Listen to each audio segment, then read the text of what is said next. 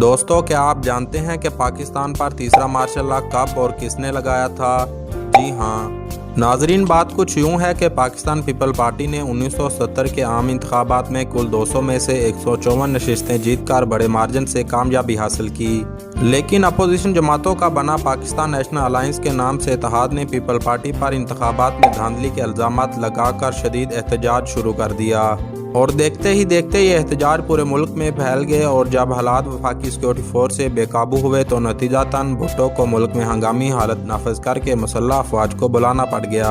General Zia الحق نے ملک میں ہنگامی صورتحال کا فائدہ اٹھا کر 5 جولائی 1977 کو ملک پاکستان پر تیسرے مارشل لا کا اعلان کر دیا۔ مسٹر بھٹو کی حکومت ختم ہو چکی ہے،